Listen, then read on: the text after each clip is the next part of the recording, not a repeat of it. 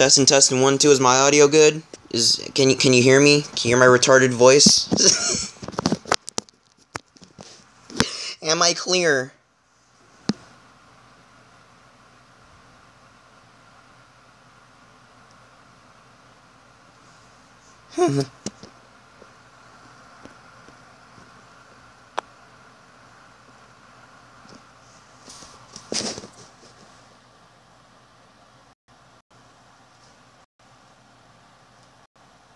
I hope my audio isn't jacked up. This is glitching. First, what's up, Shadow? Whoa, how you doing?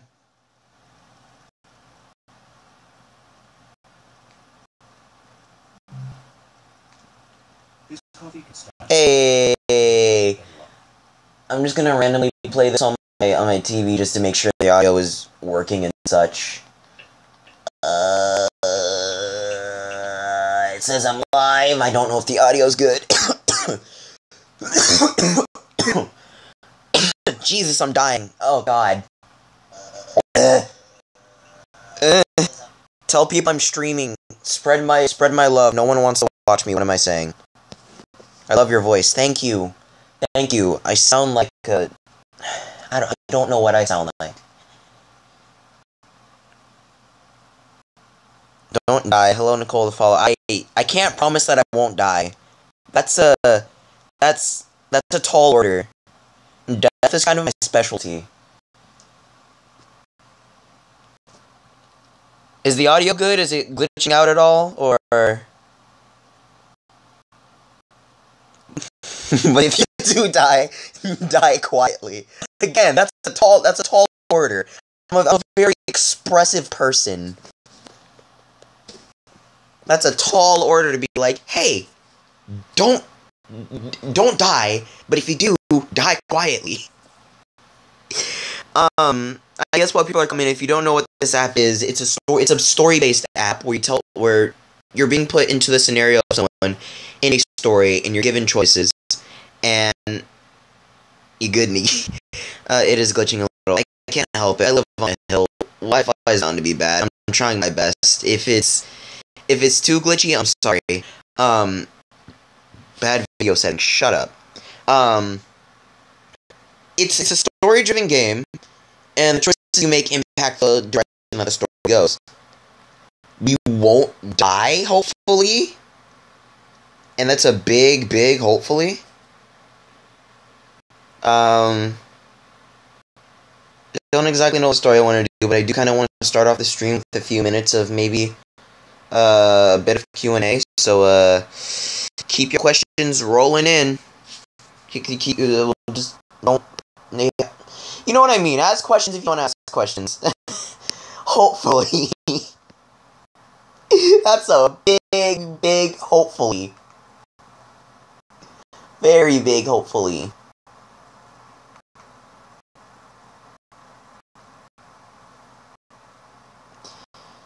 You know you're desperate for views when you have to go onto your smart TV to play a live stream just to make sure the audio is good.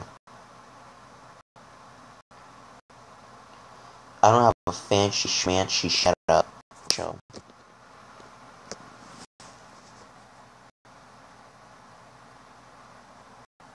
Oh God, please.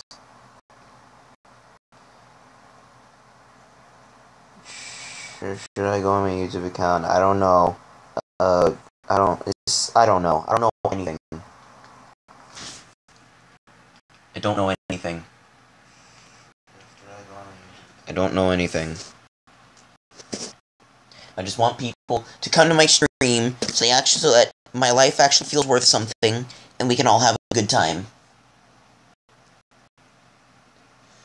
So yeah, for the first maybe it's a me, Lucia. Oh!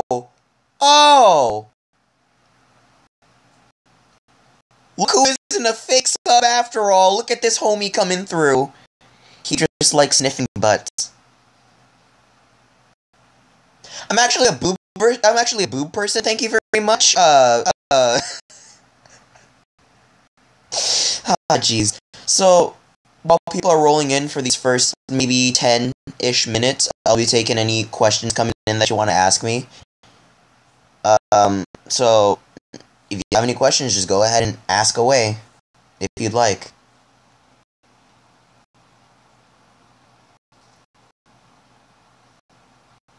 Just trying to make sure my stream is not jacking up completely.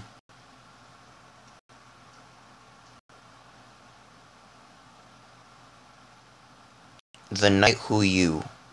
What?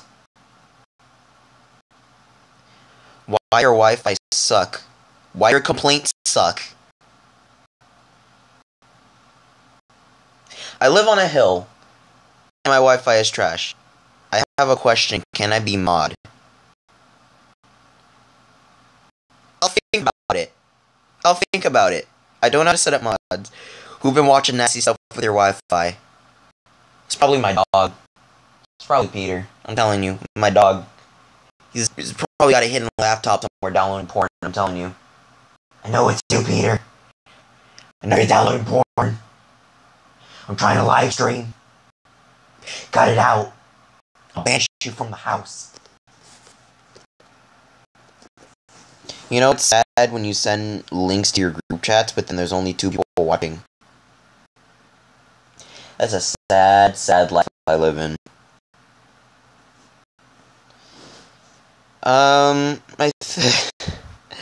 Alright, I think for this stream, once more people get here, we're gonna be going through the story and their souls were eaten, because, you know, souls are delicious, I think.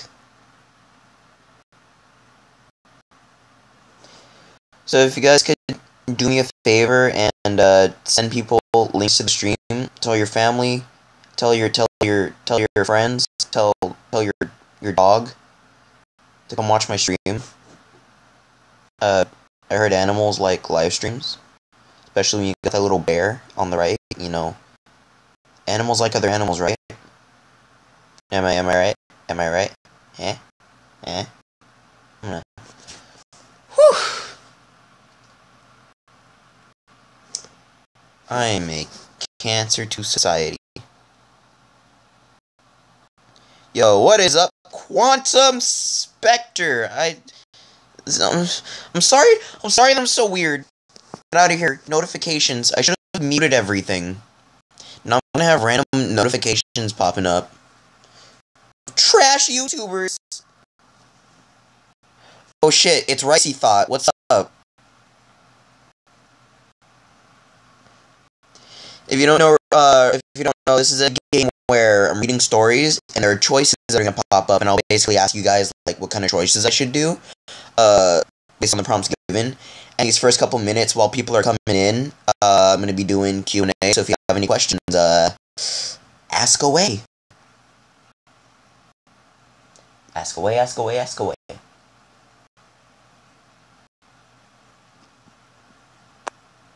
Lucky Luke is back. No, start the story. That is not what I wanted to do. Jesus Christ, everything's happening at once. Everything's happening at once. Didn't even do that. I think if nobody else is rolling in, because this will a good full shout out as it goes, I might have to restart the story. Everest for life. Jesus Christ. Save load. Reset save game. Continue. So, what I'm gonna do is, as I'm reading through the story, I'm gonna be muting the comments that come in on the side, just so I'll be able to tap the screen and read the story and whatnot. And then, I'll turn the chat back on when it comes to a choice.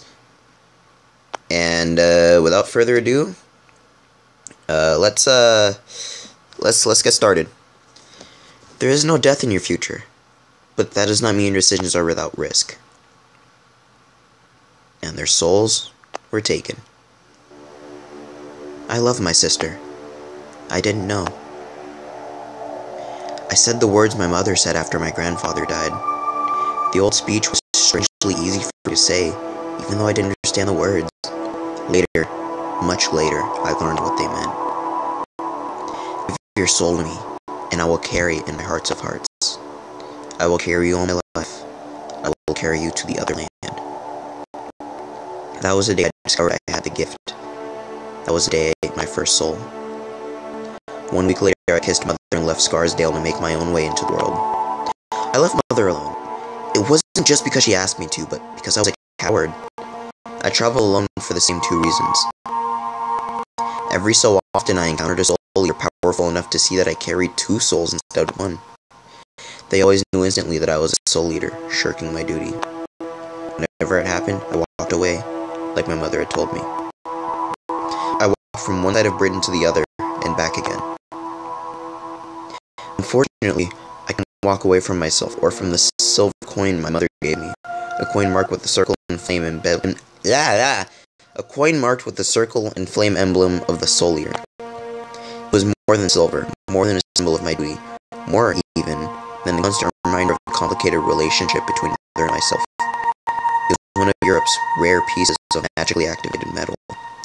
As I activated silver, it enhanced my body's ability to heal.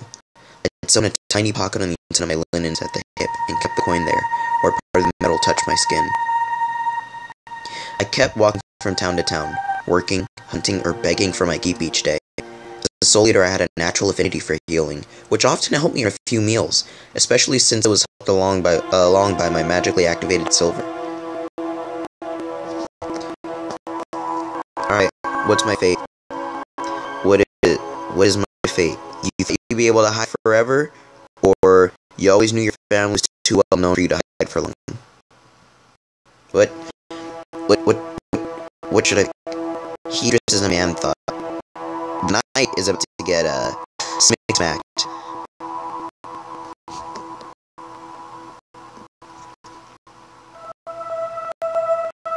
Alright, what option should I pick, guys?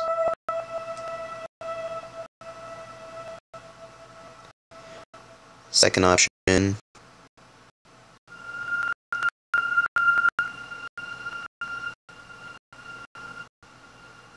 Second one.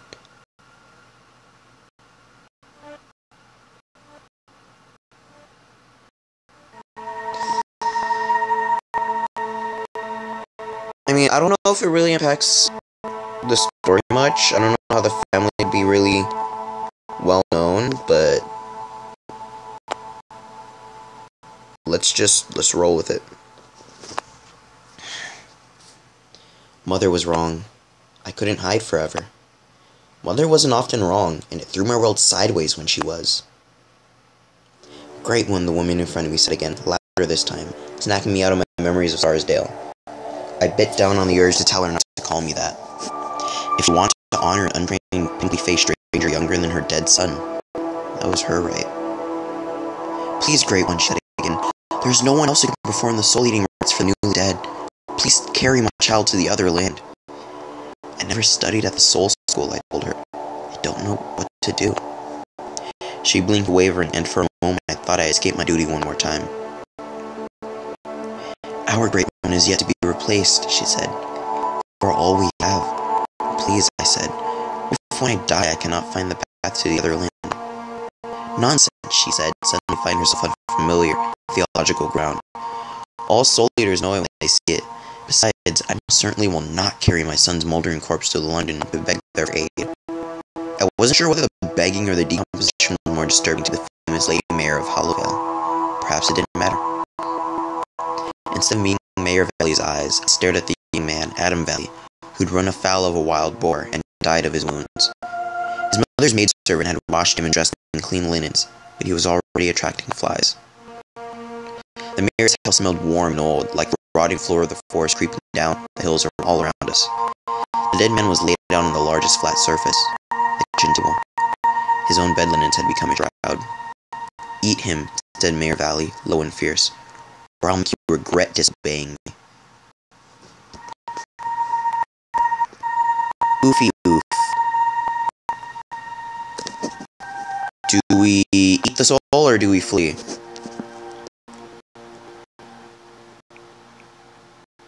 In terms of what people would say in my group chat, do we have noodles, eat it, or do we run away like a little bitch?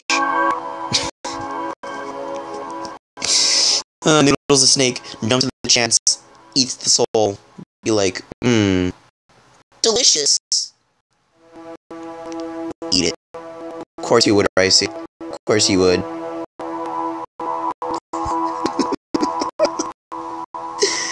Oh, Jesus Christ. Eat the fluffins. Eat it. Eat fluffin doll. Eat the doll. Eat it. I'm gonna eat it. Noodle. Oh, let me claim these tickets real quick. Just an FYI, if I claim more tickets and I have to watch an ad, I will pause the stream momentarily. So, here we go. Alright, I said. I'll do it. The silver coin hidden beneath my shirt warmed in anticipation. I tried to hide my shock. I was unaccustomed to any form of magic, especially to the rare magic occasionally found in certain metals. Mayor Valley was paying any attention to me. She'd opened her son's shroud without flinching at the wounds. I stood and rested my palm on the dead man's bare chest, wondering if I still remembered the words. Touching his body was like touching a wax figure. I shivered and closed my eyes. The old speech filled my mouth as if it had never left. Give your soul to me, and I will carry it in my heart of hearts. I will carry you all my life. I will carry you to the other land.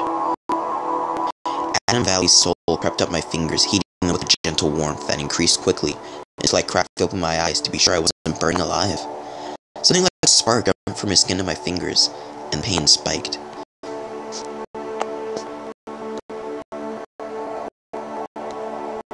What do I do?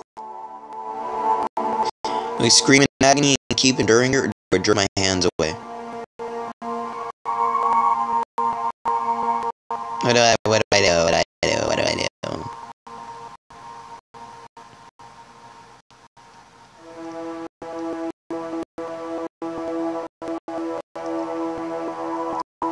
Hush, you just don't let me roll.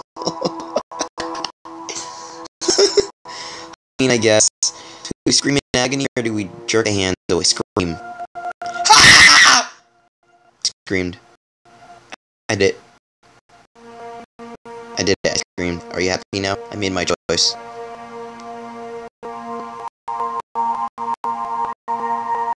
I made my fucking choice.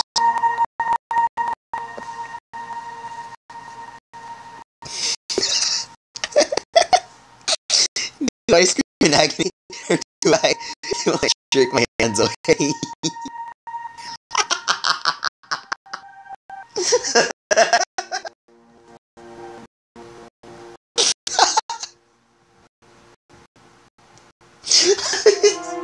Sorry. I'm a mean person. Alright, scream in agony. Does anybody else have an input? Anyone? At all?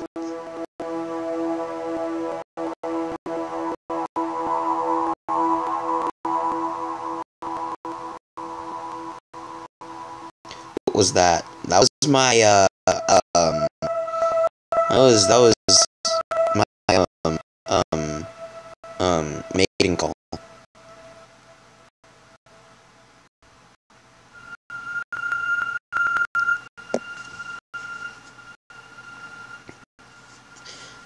Alright. I guess we're screaming in agony because we're all masochists here, I guess? Is that what we do? I'm just gonna I'm gonna scream in agony. Mayor Valley glared at me and I bit my lip, vowing to keep a respectful silence in future. The searing pain settled and faded away to nothing. I felt a brief sense of heaviness on the left side of my chest, and my body felt perfectly normal once more. It had worked. I had eaten Adam's soul. I stepped away from the body and gave Mayor Valley an awkward bow. She had the bearing of someone who liked to be bowed to. The magically activated tin panel on her door began loudly to indicate the arrival of a friendly visitor, but Miss Valley didn't move. Her maidservant hurried to answer it, scrubbing the face with her hand in an effort to hide the tears lingering there. She was fashioned to announce Miss Mary Valiant. "My late sister, child," Mayor Valley said to me, and nodded permission for the maidservant to show her in. The woman who came in was my age, wearing a linen smock and carrying a basket of fresh bread. She greeted her on eye and then paused as she realized she couldn't set the basket down on the kitchen table. After a moment's hesitation, she opened the wooden cupboard with the bread inside. Turning back, she touched her dead cousin's arm gently, as if to wake him. I kept my mouth shut with a supreme effort, knowing I lacked the people skills to give her any comfort. "Same!" She smiled at me, as if the tears on her lashes were nothing but an illusion.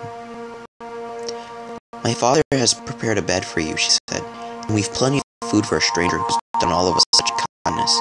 Call me Mary. I'm not one for formalities." "Nonsense, Mary," said Mayor Valley, leaning towards me as if to grab hold of my wrist before I escaped. "The Great One will stay with me." Each woman turned her steadily gaze on me, and I realized they were waiting for me to choose. I had to disappoint one of them. Alright. Oof. I'm gonna scream in your ear one day, see how you like it. Joke's on you, I can tolerate screaming.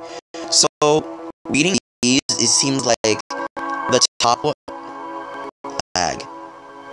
No shit. I live on a hill. Alright. So, it seems like the top option is that we stay at the house that we're in right now, and the bottom option is that we go along with a young girl.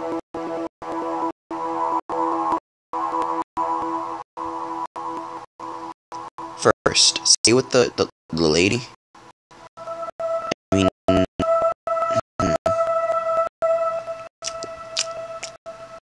I don't know. It's up to you guys. I don't know.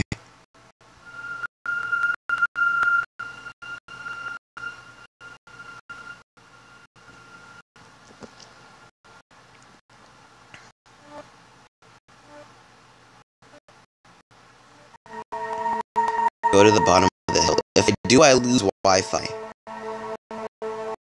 Okay, so we got one for the first and one for the second.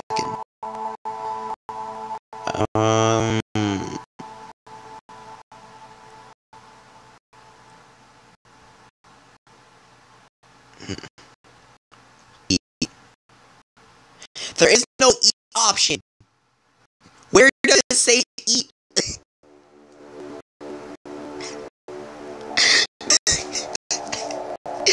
I can't just eat my phone. That'll end the live stream, and I can't do that. No. Well, I don't know how to help you there, bud. I don't think anyone knows how to help me.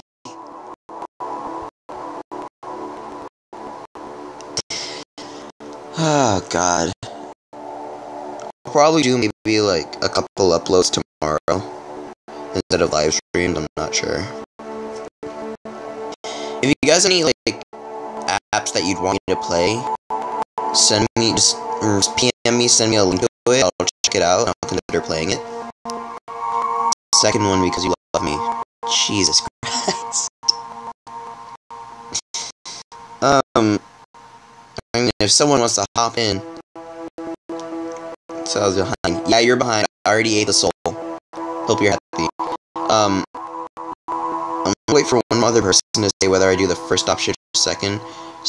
Option. Go to Liverpool. That place is a shithole. First option or second option? What am I doing?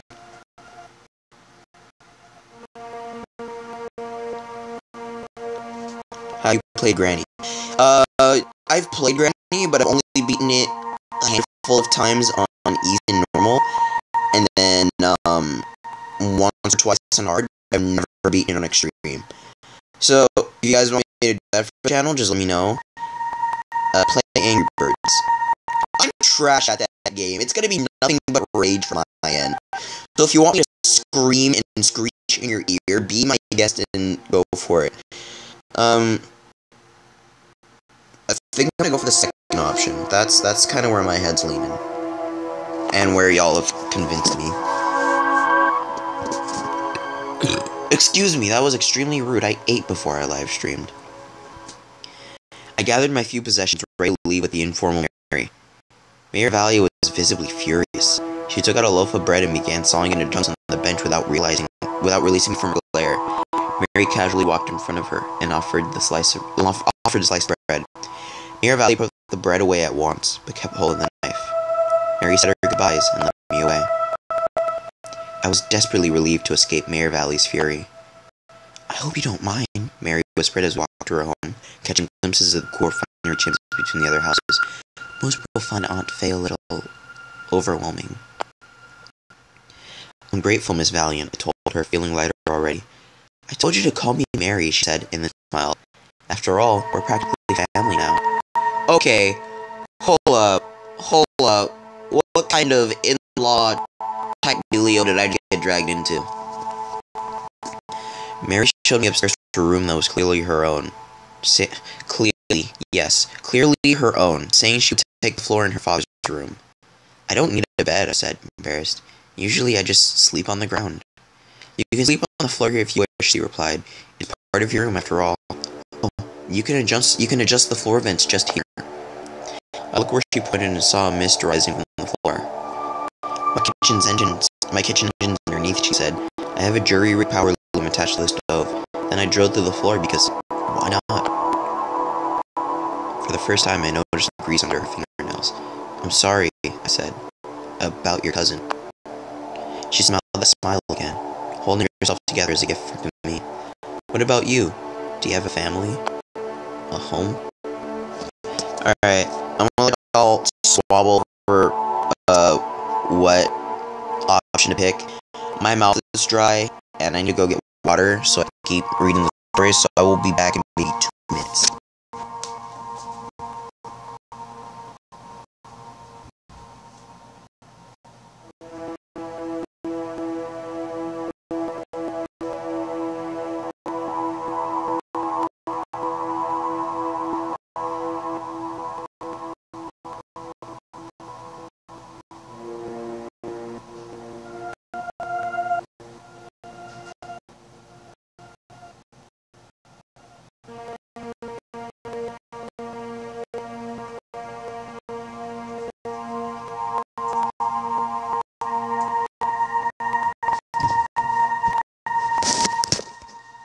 I'm back, and I have refreshments. Got 2 Ryan-ass drinks. I'm gonna go ahead and pick up my phone real quick like this. And I'm going to initiate ASMR mode.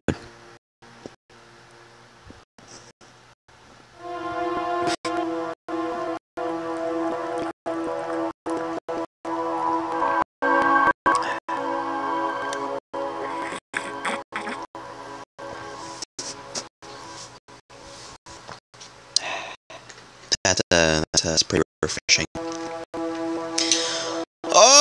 Alrighty then, do I tell this random chick we left with about mother? We tell her about her sister. What do we do? What are we doing?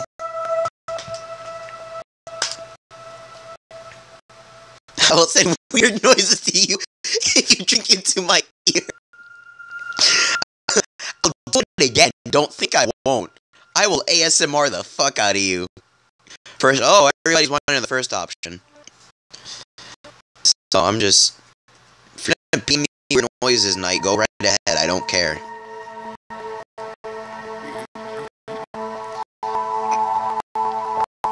That's refreshing.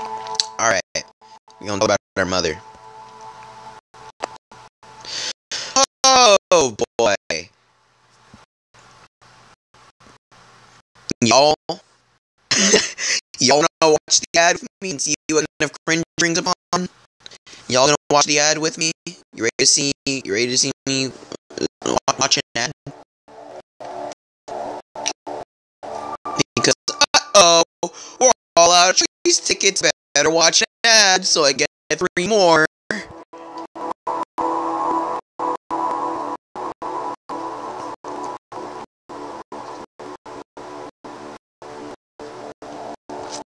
Hell no. Alright, I'm gonna pause the stream real quick. to watch the ad so I can get these tickets. So I'll be back in the however long this ad takes.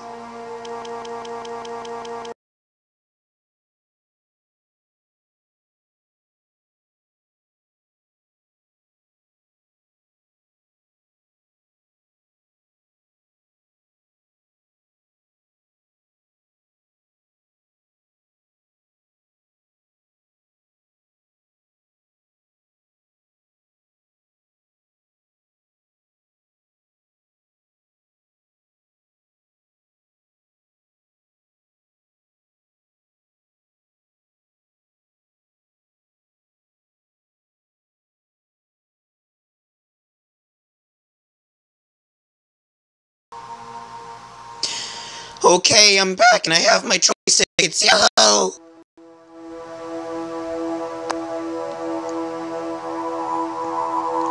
My mother is still living, as far as I know. I left her in Scarsdale. She was once quite famous for her soul-eating magic, but didn't want me to be forced into the same career. Mary's eyes widened in horror. And you came here, and you were made to eat Adam's soul. Oh, I'm sorry. It's not like that, I said. Your cousin's soul is the first soul I've eaten. Go on, she said. I love a story, especially one with magic.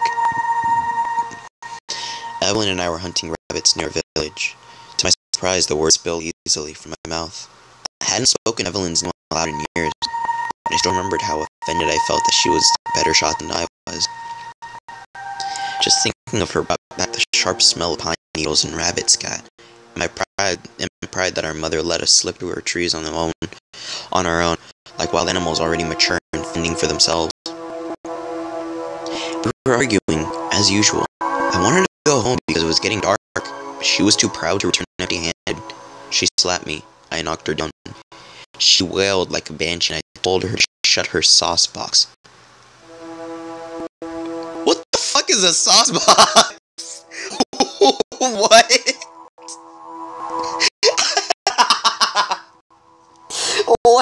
What is a sauce box? Do you just go down to your local grocery store and you just look in a section, you're like, oh look, there's this premium box of barbecue sauce packets. Found a sauce box, gonna buy for maybe $10.99. Sauce box. I didn't mean to do that. Mary listened intently, her eyes steady in mine, and her lips slightly parted. We were distracted, I said, biting down on the urge to say it was my fault. There was a bear. A bear? Mary's eyes flickered away, just for an instant, to the forest outside. The same forest that had claimed her cousin's life. It wasn't a bear, I admitted. It was the bear. My family has been haunted by that beast for generations. An albino that doesn't behave like a natural bear, and has lived far longer than any normal creature should. There was a moment of silence. She seemed to believe me, so I went on. Evelyn suddenly stopped crying, and I knew what was there without looking around. I cleared my throat.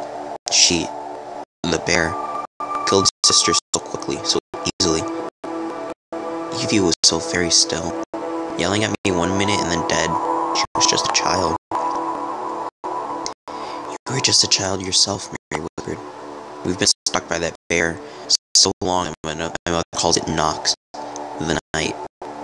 Funny, she didn't try to eat Evelyn. She sniffed her and looked at me like it was disappointed by my reaction. My heart was pounding. I remembered those two intelligent red eyes. And then it went away. I don't know why. Mary's eyes are fixed on mine. I shrugged. I knew the words that the soul eaters say, so I just said them. Someone had to, and I was just mixed up. So I ate Evelyn's soul. I sighed. A few moments later, I realized what I'd done. As soon as the official Great One tried to eat her soul himself, he'd know I was a soul eater. I ran home and told Mother everything. She said that I had to leave right away, or the Great One would take me to the soul school. Mary finally looked away. I've been a trader, hunter, beggar, and a bard, I said, but I've never eaten another soul.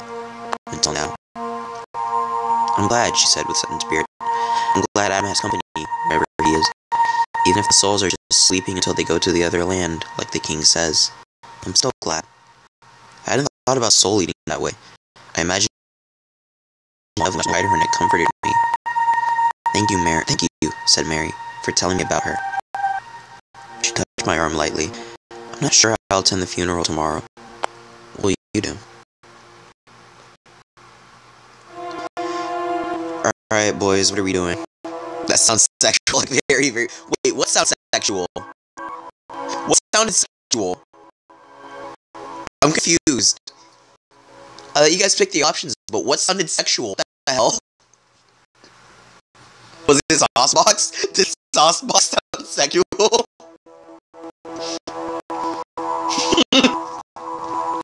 It's just like, you're just like, you better get ready. I'm gonna take it in your sauce box. What the fuck?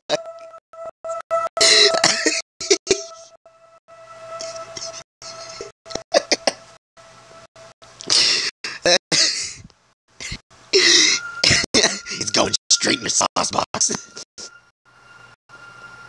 Oh god, you're the only one watching now. That's sad. So this is... it says that there's only one person watching. It's time to fill the sauce box!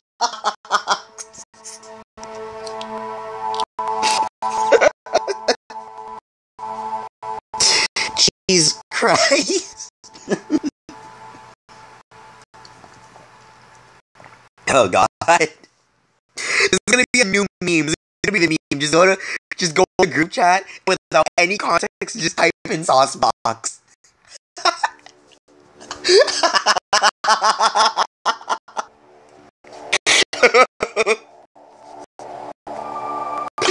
Okay. I'm waiting for it to pop up. Alright, what options, what are we doing? What option are we doing? I'll go wherever you go, or I'll attend the funeral to Holy's duty.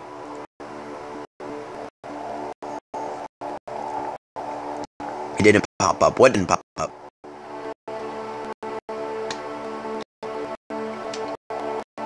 I'm confuddled.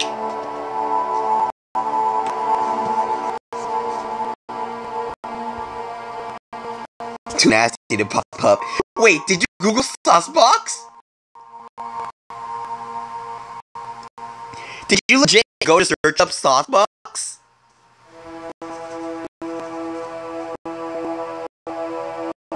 Please tell me you didn't. I'm going to fill your sauce box with my white gooey goodness. Mayo? Tartar sauce? Horseradish? What option am I picking? What am I doing? Are we gonna ditch the funeral or attend it?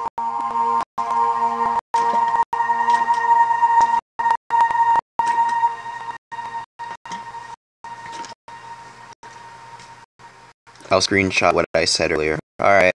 What am I doing?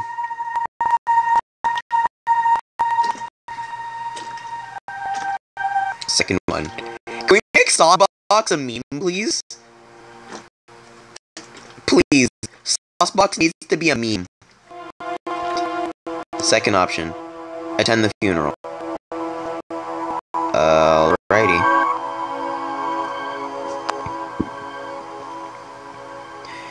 Mary made a face. It's the duty of family, too. I said. Please don't come because of me. She shook her head. Death isn't meant to be easy. I spent a quiet day inside, thrilling at the treat of a roof over my head. The following day I woke with the sun as always, and the vent on the floor was already steaming. I dressed and went downstairs, knowing Mary was already at work on her kitchen engine. She was stoking the stove. I stopped in the doorway rather than disturb her. Her face was lit up with the glow of fire, and the tears on her cheeks shone like jewels. She put a teapot on the boil, then checked the connections of her machine, tightening here, oiling there, before tightening the chains that set the power loom to continue weaving on the broad sheet of pale blue cloth. Sighing in satisfaction, she sat on a wooden stool and tended to the loom as it brought the threads together in a whole. "Can you make the tea?" she asked me without turning around. "Father and I both have honey, but no milk." "Of course," I said, and fetched a towel to transfer the boiling teapot from the stove onto a block set aside for it. I poured 3 cups of tea and added honey. Mr. Valiant came downstairs and kissed his daughter as I was stirring the tea. "Watch out," he told me. "She'll have you cooking if you let her." I didn't know what to say, so I ducked my head and hoped for the best. He laughed loudly and took his mug. "Will you be joining us for the funeral?" Mary asked him. He grunted assent. When the time came, Mary led me to the sole leader's place beside Mayor Valley.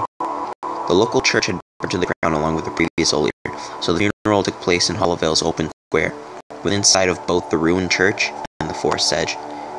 Hollowvale sat on the center of two valleys, with houses sprawling comfortably in each valley while leaving the center of the village cramped between two steep hills. Perhaps it was a political choice designed to pacify the once separate villages. The choice to keep a central village square meant that the graveyard was next to the church instead of behind it. I wondered how Hollowvale citizens felt about having a graveyard in the middle of their most public area. Mayor Valley spoke briefly of her son, and eloquently of her own importance. I was shocked and ashamed to hear her use my presence as evidence of her status. The longer she spoke, the more fascinating my own scuffed and whole shoes became, until my intense focus almost transported me out of the funeral in a way. I looked up and saw the bear, Knox. She stood in the forest shadows on the far side of the fire, watching me with those red eyes. Oh boy. Of course, this is what I open up my comment to. Alright, what am I doing? Do I tell Mary about Knox, or do I draw her away without a word?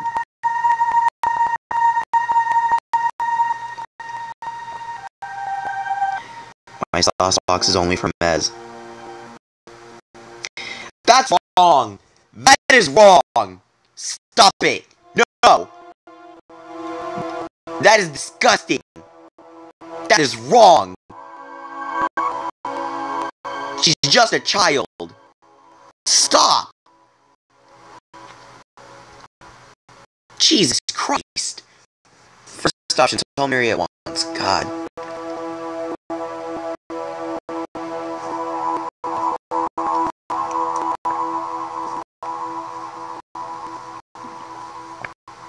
I'll rip off her leg. You just had to go, didn't you?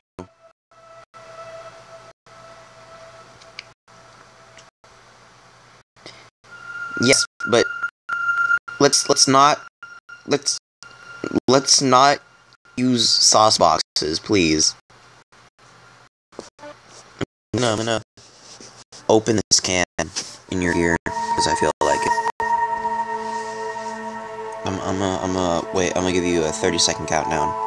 30, 29, 28, 27, 26, 25, 24, 23, 22, 21, 20, 19, 18, 17, 16, 15, 14, 13, 12, 11, 10, 9, 8, 7, 6, 5. Pick your sauce box. Watch me break this sauce box. Oh, yeah. Alright, what are we doing? Telling Mary or drawing her away?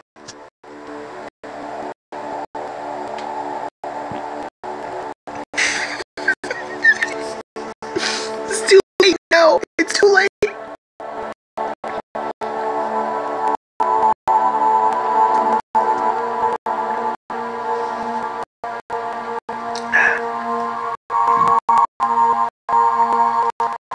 Do we tell Mary or draw her away? Do we?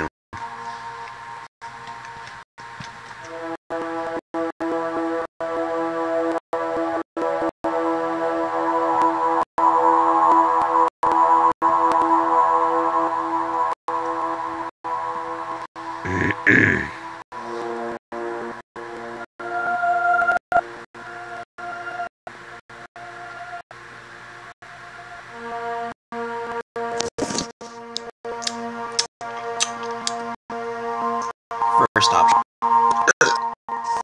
Let's do it.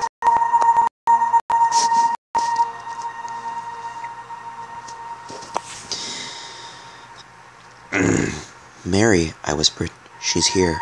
Knox. The bear that killed my sister must have found me somehow. She followed my look and saw Knox. What do we do? swallowed hard. She's not here for you. If she attacks, run away. As I spoke, the bear turned and walked away. No one else had seen it. Funeral attendants kept the furnace inside the engine that would lower Adam and his beer into his final resting place. Someone Google that word, or if they know it, tell me what that means. The fuck is a beer? I drew Mary deeper into the crowd, and then looked back at the forest. There was no sign of Knox. I kept a sharp eye on the trees, not trusting the apparent reprieve. The funeral took time, as funeral should. Mary took a deep breath and went to stand beside Ron at the graveside. The fire crackled slowly into life, sending gray clouds across the village and blocking the weak spring sunlight. The boy spat and steamed, and at last, Adam's bier moved slowly downwards, accompanied by the clanking of the engine. His body was obscured by smoke and steam and a pack of curious children dirtying their best clothes as they gathered to watch. Every last hollow vale citizen then filed past the open grave, dropping flowers and mouthing prayers. Adam's extended family filed past the second time to drop tears and handfuls of dirt. Adam had been loved, and the outpouring of grief pressed on my skin like a cold, heavy hand. More than one young woman wept immoderately, jealous that death had taken him. Mary gave me a slight glance, and I almost laughed, despite everything. The steam engine was finally banked and hauled away from the grave. Brave men uncoupled the boiler and set it aside for brave women to harvest its water for tea making. The twice-baked coal they used was odorless and wouldn't ruin the taste. Other people gathered unbaked bread and salted strips of the same wild boar that had killed Adam Valley. They cooked them all on a griddle, placed over the engines, and piled prepared food on platters that were emptied as quickly as they were filled. The mood turned nostalgic as Adam's life changed in the telling from an unremarkable existence into an epic tale of unusual handsomeness and courage. And his sneeze. Jesus Christ. Oh god, there's another one. Oh, my nose. Oh god. The prettiest young woman burst into tears once more, and then drowned their sorrows with the plentiful wine. As night fell, the coal and the steam engine settled into embers. They were scrapped up to make a new fire closer to the village center than the fresh grave. Someone played music. Mayor Valley left before the funeral turned into a party, pulling her maidservant in her wake. I was exhausted. It had been a long time since I'd stayed somewhere long enough to see people either weep or dance. It was slowly dawning on me that my secret was out now. I was a soul eater. More than anything, I felt relieved. No more hiding. Then the people started talking to me about the weather, the food, the drink, and everything else that wasn't anything. I slowly realized that I was the closest thing they had to Adam. It was eerie playing the role of ghost. Mary brought a child to me, introducing him as Barnaby. He stared at me in delighted relief. "You were right," he cried. "I can see Adam." "Only his soul," Mary corrected him gently. "We can't speak with him, but he's safe and cared for." I stumbled backwards, knowing what Barnaby was. He was a soul eater like me, but so powerful he could see the soul of others. Mary led the child away, throwing me an apologetic look. Alright, what is we doing?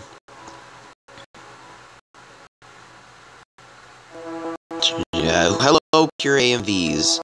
Change his name. I know he is, but Mez is too pure to be having her sauce box violated. Like, Jesus Christ.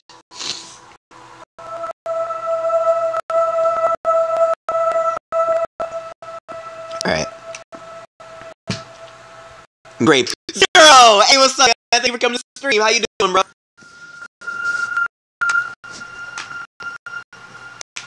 Mez is a lolly. All more reason to not touch her sauce box. Jesus Christ. Alright. Just...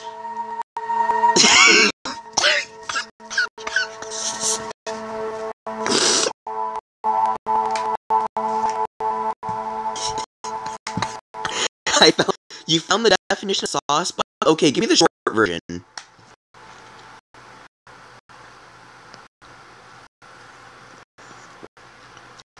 I've stripped her sauce box. Jesus, so bad. Jesus Christ. What option are we doing? Are we gonna give comfort to the citizens, or we're gonna avoid the conversation. I filled her. Ah, God, Jesus Christ.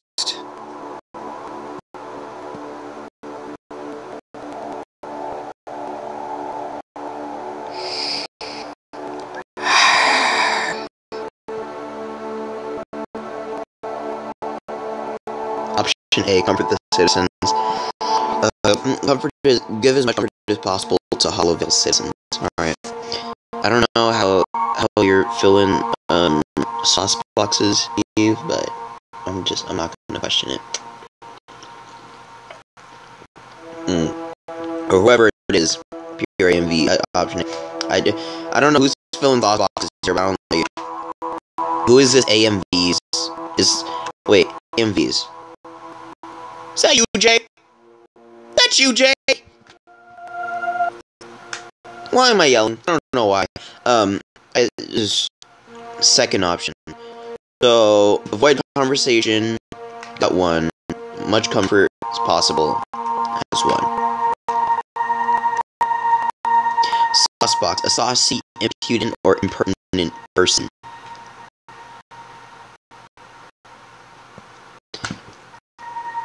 Who the fuck is Jay?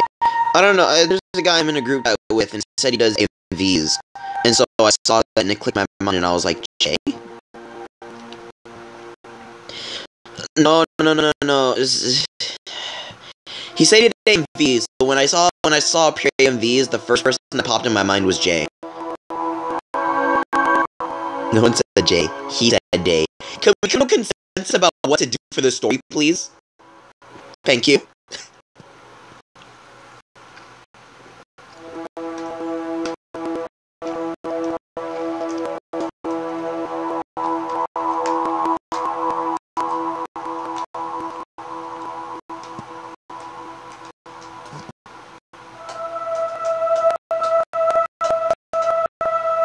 Option A.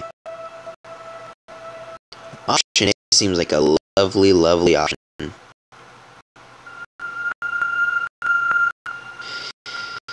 I'm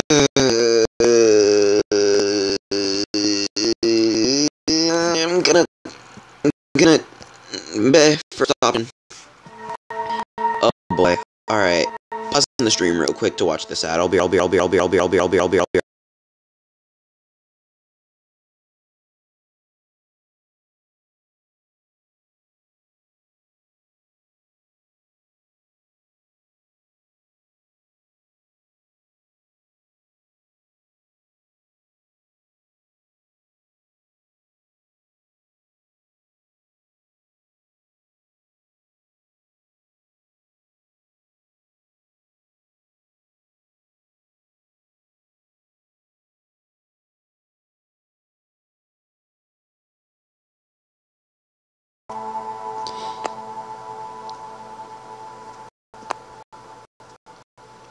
You know, there's always a lovely feeling when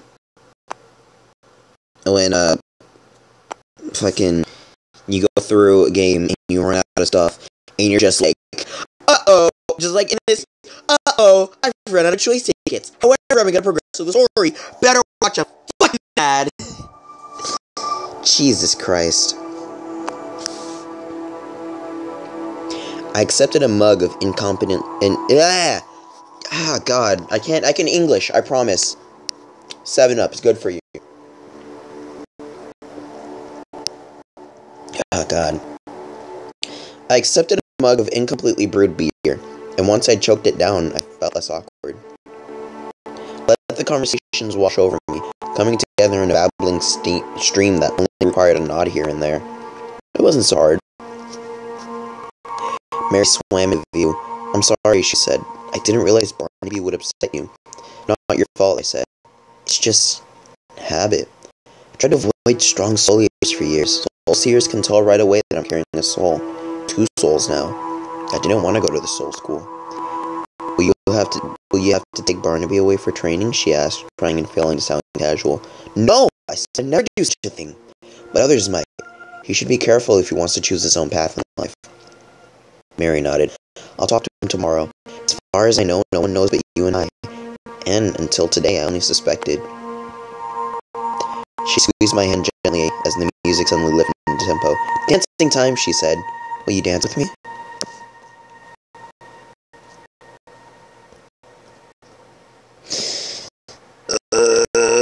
What are we doing? As I take a swig of 7-Up.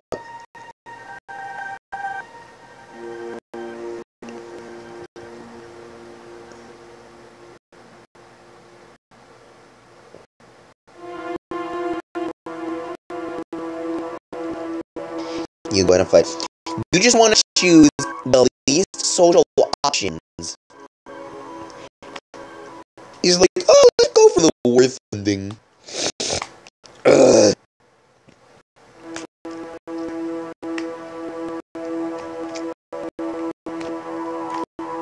He just a penguin head. I'm okay with that. I love penguins. I'm okay with that. I'm completely okay with that.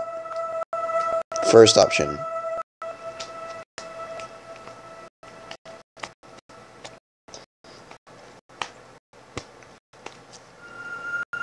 You aren't social. You don't know me in real life.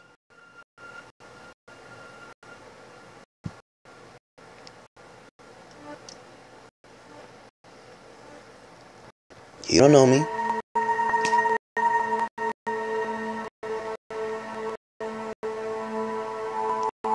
No, you don't. No, you don't. Your cat speaks to me. I don't have a cat! What?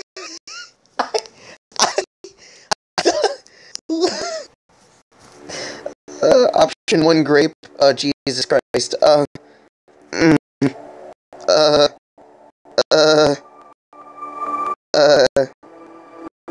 feel pressured. Okay. What are the perks of both options? Convince me. Convince me. What is the perk of option A and what is the perk of option B?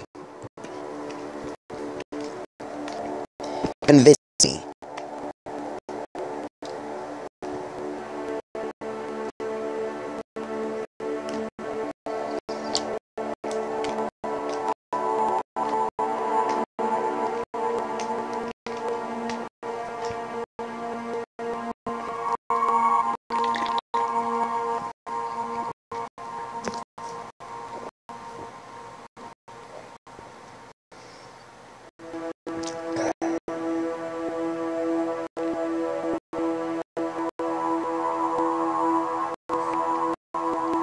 Don't get your legs ripped off with option B. You make it some puss and she'll help you in the long run of the story.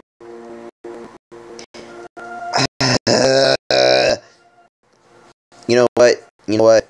You had me at puss.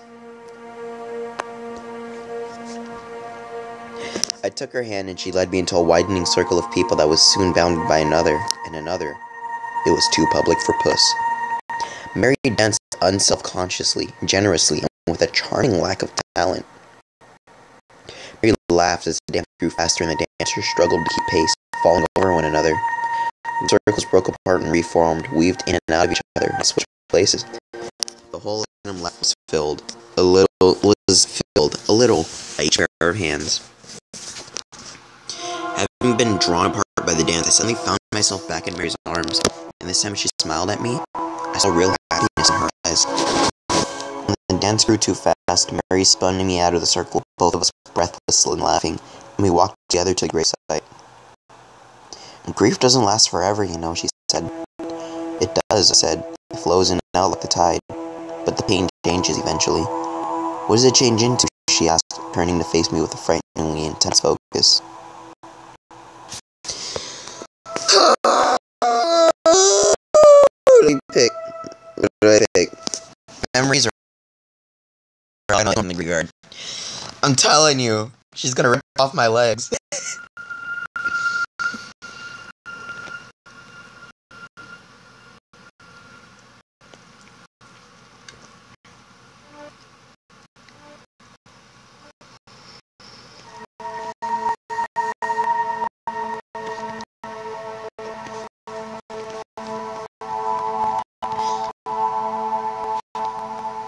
memories may still get the puss.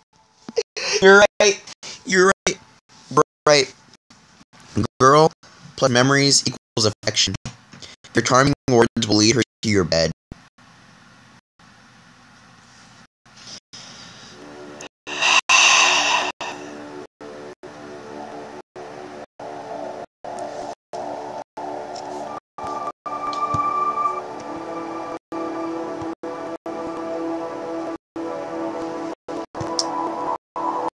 I mean, yeah, I guess. Memories. Memories. Thank you, she said, and stepped back to make a space between us. I knelt on the loose dirt beside the grave, wondering about the soul of the man I'd eaten. His soul sat so lightly within me that I didn't feel it at all. I was no closer to him than a passing stranger. Despite all that he had changed my life, I wasn't sure whether I should be furious or grateful. The answer was neither. Adam hadn't known he would die, and I hadn't known my talent would be guessed at, let alone used. I sighed, accepting my fate, and lifted my eyes. Nox stood at the edge of the forest. The bear's legs were tensed, ready to spring. Her ears pricked. We stared at one another. Nox was snow white, easy to see in the shadows. Her eyes glinted red under the full moon. I wondered if this was the night I would face my enemy and die like my sister. How appropriate that the bear should kill me so soon after I'd stopped running from my fate. Adam, my sister, and I would fly together to the other land. I wanted so badly to see Evelyn again, healed and whole and new. But I didn't want to die. And I didn't want Hollowvale to turn into a frightened, bloody town my home village had become. My heart beat harder and I rose slowly to my feet. The bear grinned at me, her tongue lolling in anticipation of the kill. Gonna rip my legs off! Great one? Great one? It took me for too long to hear Mary's voice. She'd seen Nox too. Of course she had. It was coming for all of us.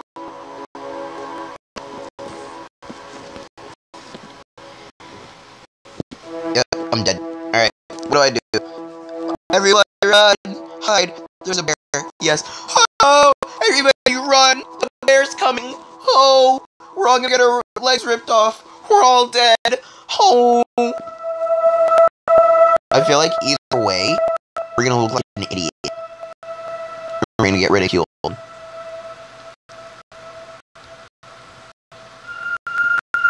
Just a hunch.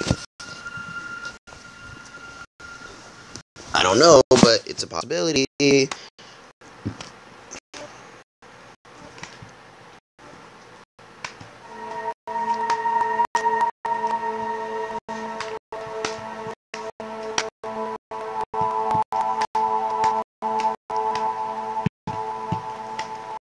Hollowvale to arms, bear. Kill the bear!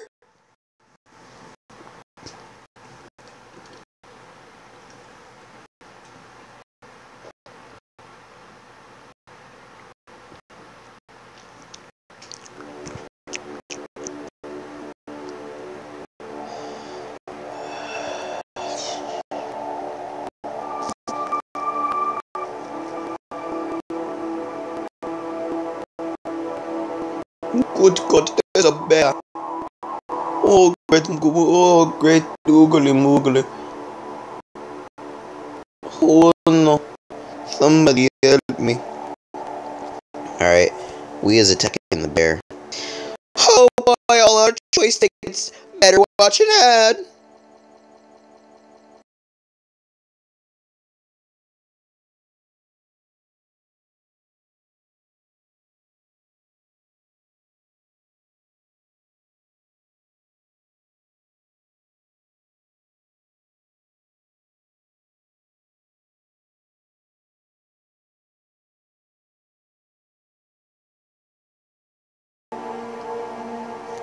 No boy. I am the only one watching. I'm sure people will be forced to watch afterwards. Oh my god, we've been going on for an hour. I know these are separated in chapters, so I'm gonna end the stream when the chapter ends. The bear paced towards me as Hollowvale gradually began to understand the urgency of my screaming. Those closest to me saw knocks and ran to their homes, yelling their own alarms. Waves of screaming rose and fell and rose again, and the remaining people broke apart like dead leaves blown all at once from their tree. Mary clenched her fists like a bare-knuckle boxer and braced her feet to fight. "No, please," I begged her. "This is my fate, not yours." "Come with me," she said. "You get safe first, and I'll think about it." She frowned but listened to me. In a matter of moments, I stood alone at the gravesite. So much for raising the village. The bear stopped playing and ran at me. Alright. Do I fight it? Or do I run?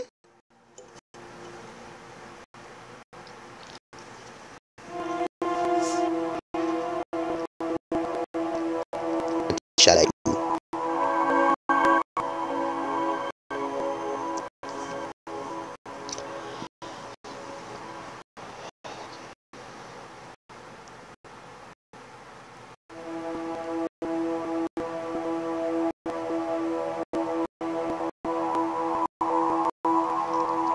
Rub.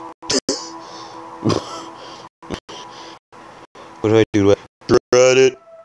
Run from it. Destiny still arrives. What?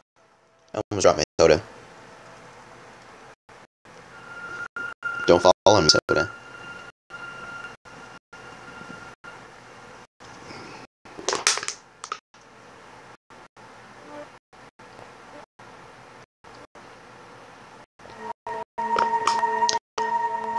Delicious. Yes, I now have bad video settings, don't remind me. The bear leapt over Adam's grave, graceful despite her size. For a moment I was enthralled, gazing at the specter without any fear. Then I fell flat, grabbing a handful of dirt and flinging it at the bear's face as it sailed over my prone body. Grave dirt. The bear landed easily and twisted to face me, snarling in fury, saliva dripping from her mouth. She opened her jaws wide to roar, a thunderous sound born out of generations of hate between mankind and the wild. I rolled sideways before the bear pounced again, and my back hit a temporary wooden grave marker carved with Adam's name. The bonfire was still burning, and after him just danced across my vision as I swung back to the bear. Couldn't see it. Knocks had circles around me, hot breath poured down the back of my neck. I scrambled desperately, trying on the loose soil of the fresh. On the loose soil of the fresh grave, trying to turn around, trying to stand. Not the sharp teeth missed my throat, tearing into the flesh of my back. I felt those jaws tighten and shake the meat until a piece tore away. Hot blood soaked into my ruined clothes. Enough! I wasn't going to die today. Alright, I'll keep going and press the comments. Run into the forest or get inside. What do I do? I feel like either way I'm screwed. Either way, I'm just screwed.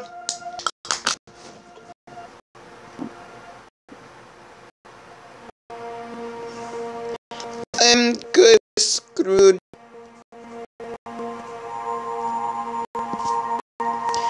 I'm good as screwed. What do I do? Run into the forest or get inside?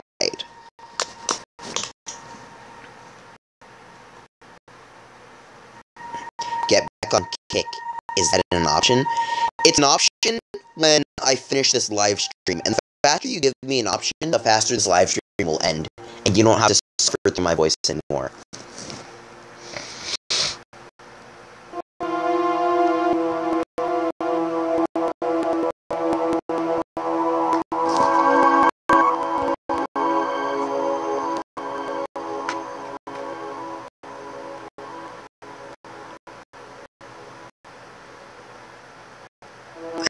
And then I'll get back on Kick. So run into the forest. I like the live stream actually. Yes. Instead of draw my life, stream my life. Alright, what am I doing? Run into the forest or get inside? Since you're the only person watching and nobody really gives a shit about my stream. Get inside! I'm doing it!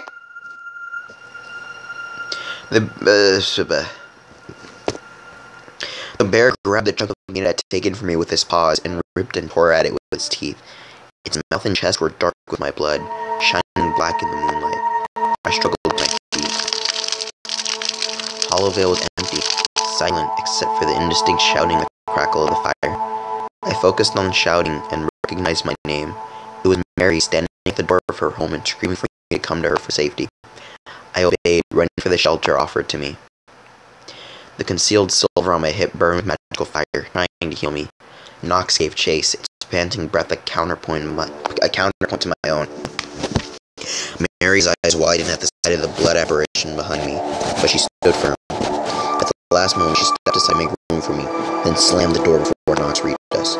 She braced herself against the door, and her father joined her. We all heard a crash as the bear hit the good oak and yipped in pain. "You're bleeding," Mary said, still braced with her back to the door. "Thank you," I said, "for letting me in. You saved my life." She shook her head, and then she wasn't looking at me anymore. I turned to see Nox at the window, bright in the moonlight and still dripping with my blood. Jesus Christ! She smashed the window glass with her paws and roared, shattering the quiet night with a voice that echoed off the rocky hills high above. She was calling to me, and I ran to her.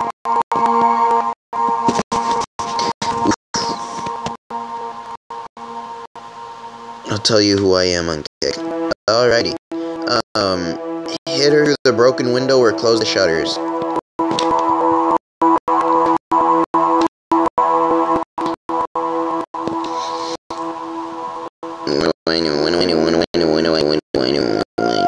What do I do?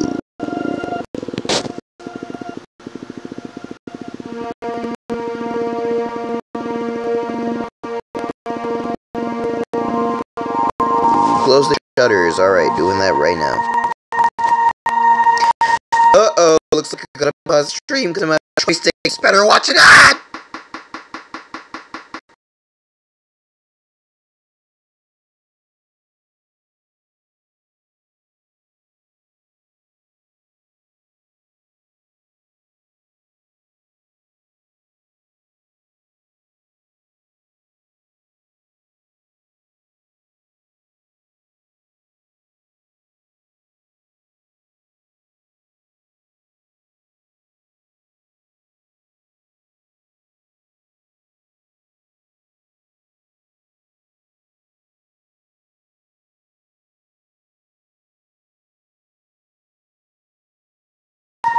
Okay, me has returned. Let's just close the shutters. Hope this is over soon. I've been doing this for almost an hour and a half. I slammed shut the window shutters, only to discover there was no latch. Keeping both hands on the shutters, I twisted around, searching the room for something to jam them closed.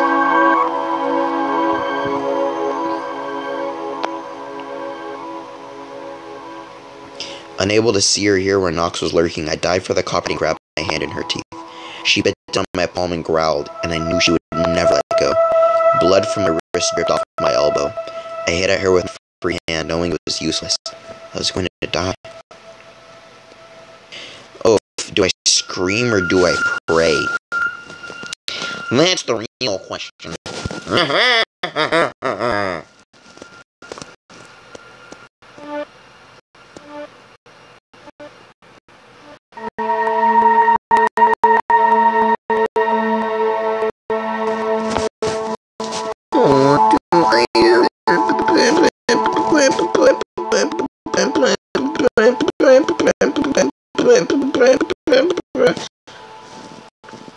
If you scream, I don't know. It's a world of magic, so pray. You got a point there. I spat out my last breath in an animalistic scream, feeling my silver blistering my skin with its heat. The words in the old speech spilled out of me unforbidden. "Give your soul to me. I will carry it in my heart of hearts. I will carry you all my life. I will carry you to the other land." Nox roared and I screamed as the burning pain traveled up my bleeding limb to my heart and settled there. The bear released me suddenly, and I hurled myself backward and out of danger. I stared at Nox's eyes change color from bloody red to ordinary, non-natural brown. She didn't move again. Drained of her magical soul, She was dead. I was going to live. I fought the bear and won. I passed out. I woke up on the kitchen table in Mary's home with the puffing and clacking of the loom weaving its threads together beside me. My back and hands ached, and when I tried to raise my head, my vision went black. There now, said Mary, rising from her work to touch my forehead with her cool hand. You're safe now. Bear, I croaked. Run. She smiled gently. The bear is dead. In fact, our Mr. Tanner has already stripped her hide and hung it on a rack. They'll have a fine winter coat before long. Dead? I slurred. She will never hunt anyone ever again, she promised. Oh, I said, and let my heavy eyes close. That's nice. I dreamed I was a child again, in the days before my sister Evelyn was killed. The dream turned into a nightmare of blood and fur and screaming. I woke up gasping, tangled in bed linens, already stained red from the wounds I had broken open.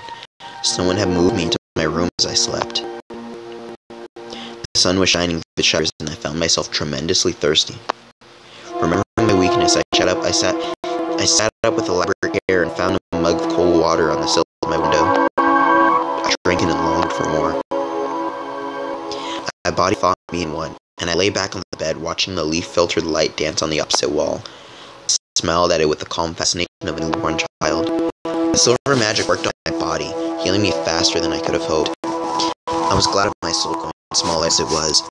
The usual fashion for travelers was to carry steel, usually a molded waistcoat for gentlemen, or an external corset for a lady, to hint at magical strength and put off highwaymen. Some French ladies now wore steel corsets, activated or not. It was the appearance that mattered, instead of depending on escorts or chaperones. The scandalous independence only made steel corsets more fashionable than ever.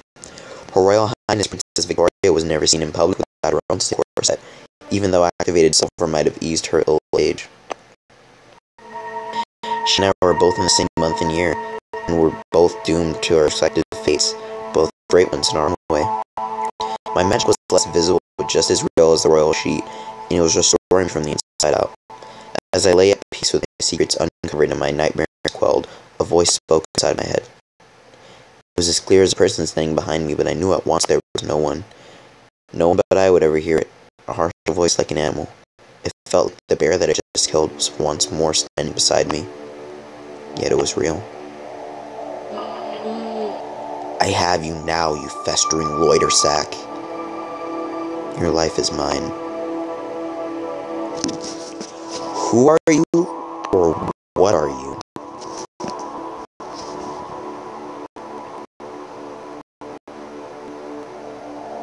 What is this? This is Knox.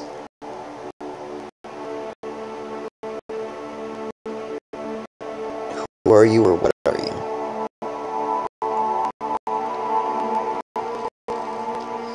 I mean, wouldn't asking who are you or what are you basically the same thing in a sense? I don't know. You already know what it is, so just ask who you are. But do we really know what it is? Because if it was just a regular old bear, if we took the soul, then it would just be a regular bear. So do we really know if it's an actual bear or not?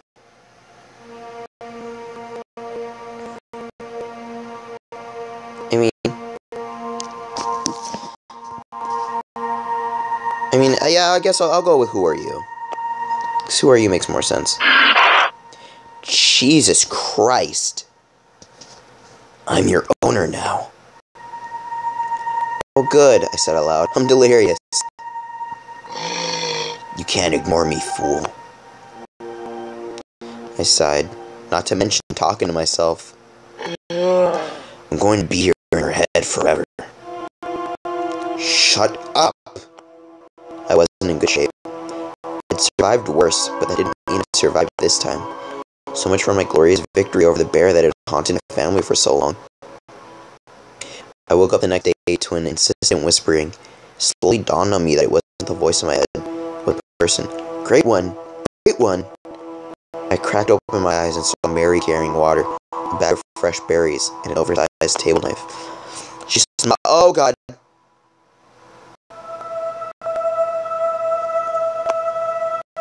I don't know what I skipped.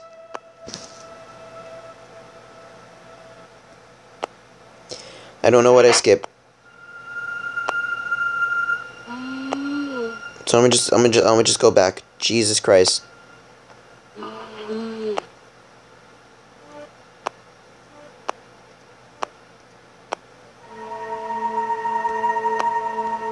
Okay, it's right here. It's right here. She smiled at me and began feeding gooseberries to me one by one, patiently waiting until I chewed and swallowed and was ready for the next.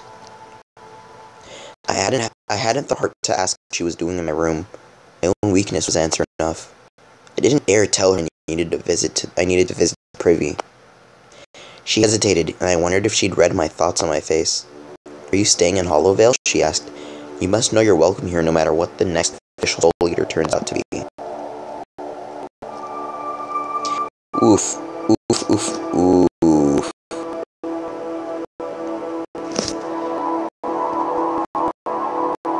Alright, if that's true, I'll gladly stay until I'm healed, or we'll see.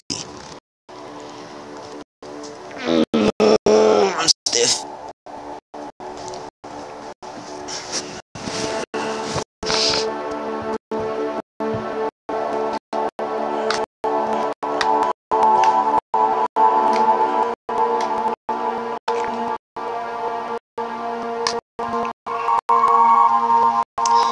What do I do?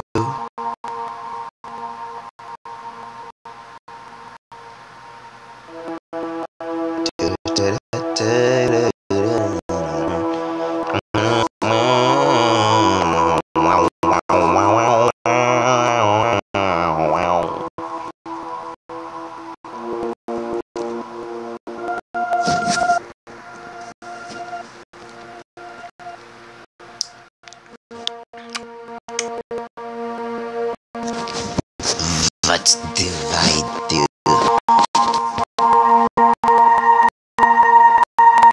Do after this the next maybe 2 options, and then I'll end the stream there, because this is going on for an hour and 22 minutes, and this is a longer live stream than I thought it would be. I thought I would stop at maybe 50-ish minutes.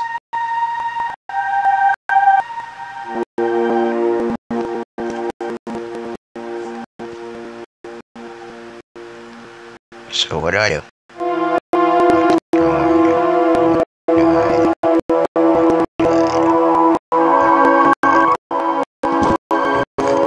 I guess stay until I'm healed. Oh boy, better watch an ad. Here we go.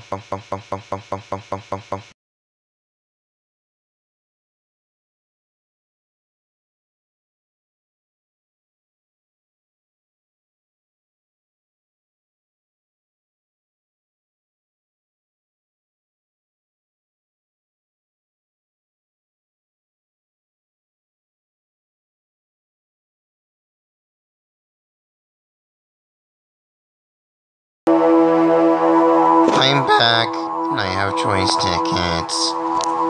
Because, you know, if you run out, you better watch an ad.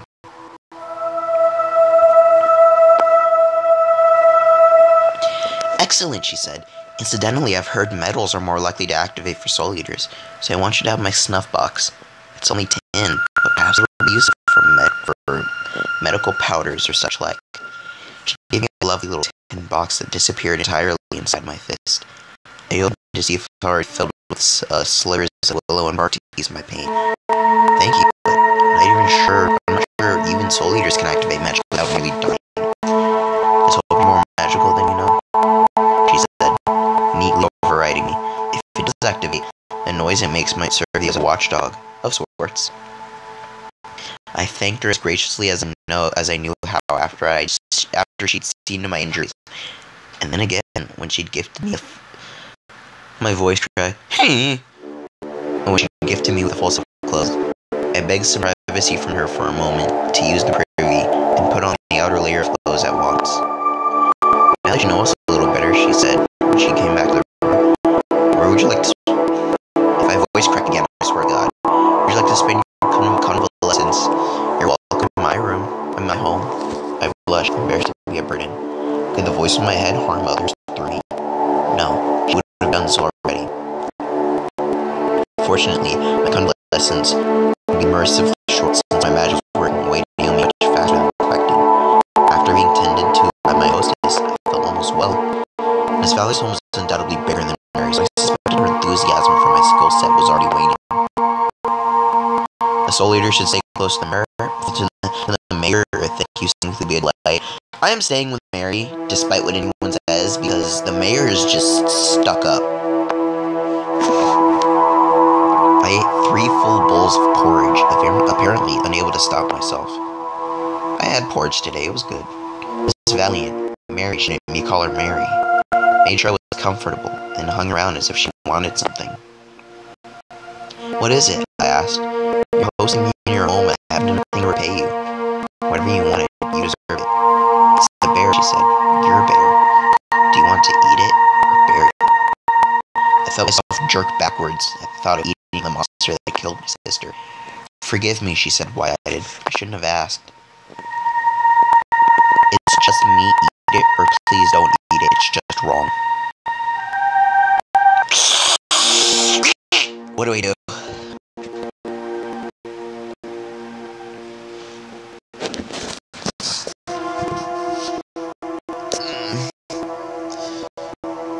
That's going on for a long time.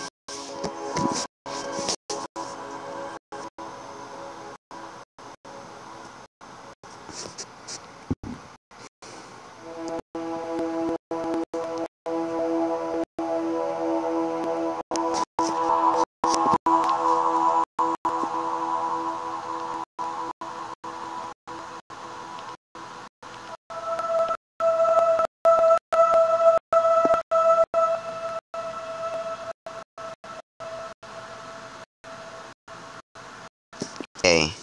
Alright. Hey, it's just me, eat it. Alright. She left me to take care of the carcass, and I closed the curtains so I didn't catch any glimpse of what followed.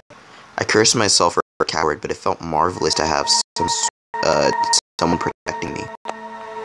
I jumped at the sound of a knock on the door and wondered who was calling on the Valiant household. It had to be someone familiar enough to show up and announce, but reserved enough to knock. They knocked again, louder, and I realized that apart from me, the house was empty. There was no one else to answer it. I heard downstairs. Barnaby was lifting his fist for another bout with the door when I opened it. "It's true," he said, twisting an ancient top hat in both hands. "You're well." "Well enough," I said, automatically cradling my weaker hand. "What can I do for you?" "We have a healer," he said, speaking too loudly for such a mild statement. "Good," I said. "He's sick." "Ah," I said. "You'd like me to see if I can help him? Or perhaps the people he'd normally be visiting?" Barnaby nodded, flushed with relief. "And you're nothing but my messenger," I added, "which means that if you happen to pick up some healing skills, no one would suspect your knack for healing because of being a soul eater, or soul seer for that matter." He nodded again, flashing me a grateful glance. Alright, I'd love to keep continuing, but this has been going on for almost an hour and a half, and I don't want to keep going on past an hour and a half. So, for those of you who actually came and stopped by the stream, thank you for coming to watch. For those who did come by and watched it, or for those who are watching it after the fact, after the stream, thank you for taking the time out of your day to watch my videos. If you guys want me to do another live stream of this game, or to record this video, I know, cry. If you guys want me to do another live stream tomorrow, then go ahead and let me know. I'll probably be able to stream a little bit earlier, maybe about 6 o'clock Pacific time, and I will see you guys in the next live stream, in the next video.